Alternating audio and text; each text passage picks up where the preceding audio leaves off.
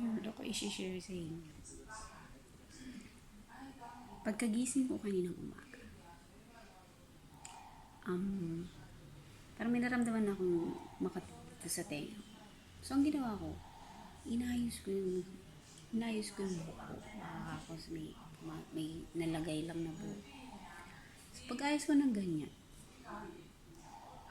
may pumagaspas. So, inayos ko ulit. Baka kung buhok lang talaga.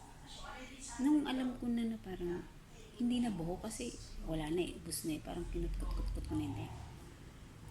Guys, meron pa rin pumapagaspas. So, until I realize na may pumasok sa tenga ko. Actually, hindi naman to yung first time na may pumasok sa tenga ko na insect. Ngayon, sabi ko, hello, ano kayang gagawin ko? So ako, kada meron ako nararamdaman sa sarili ko, simula nung, pero kahit na noon pa, search talaga ako.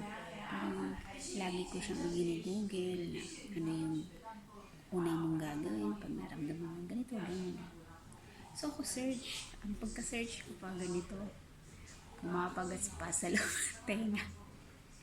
Ang lumabas, parang infection na sa tenga ang lumabas. Mali, nirephrase ko, iniba ko yung pagsasearch ko na ano ang gagawin pag may insektong pumasok. Parang naging detailed ako. So may lumabas naman kung ano yung gagawin mo pagka may pumasok na insekto sa tenga mo. Yung na-search ko, karamihan pang bata, sa mga bata. Pero yun pa rin yung ano ko, sinubukan kong basahin. Ngayon, sa pagbabasa ko,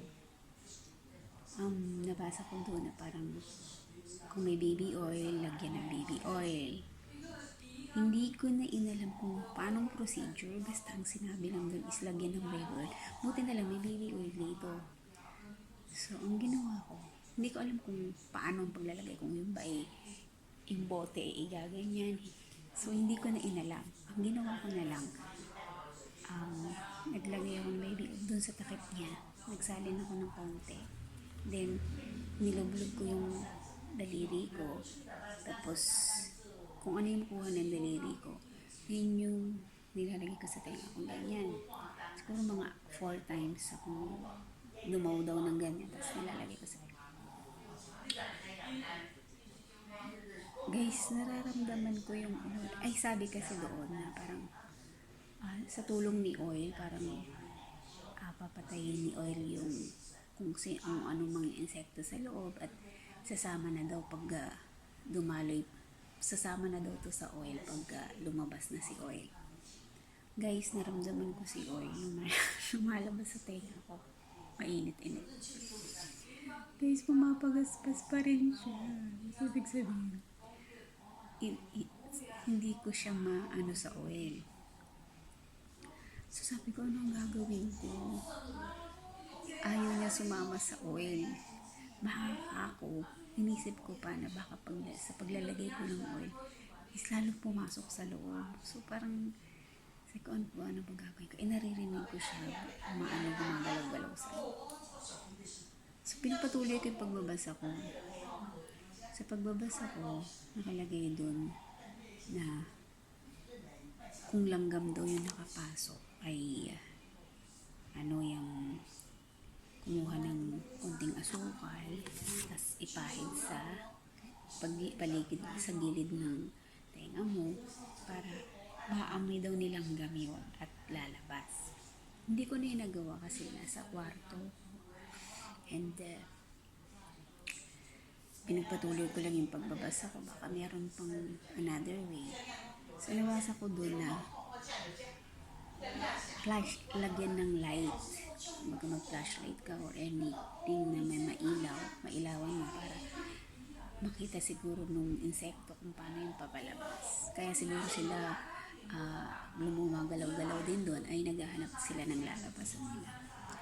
So ako, itong cellphone ko ginamit ko, flashlightan ko siya, and ewan ko, out of nowhere, pumasok ko sa CR At tumarap ako sa salamin habang iniilawan ko si tenga ko.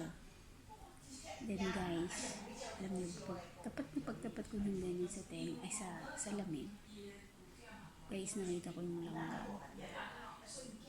Naglalakad. Naglalakad dito palabas sa tenga. At ang nasabi ko na, ay, Diyos ko, Lord, salamat lumabas ka. Buti hindi ka namatay sa loob. Tapos, yun, naray ko na siya. Baka kasi pumasok ulit. So, yun naging okay naman. Wala nang gumagal sa tenga ko. At na-sure ko na wala na kasi nakita ko siyang lumabas. So, ang natutunan ko is sa pangyayari yun. Although hindi yun yung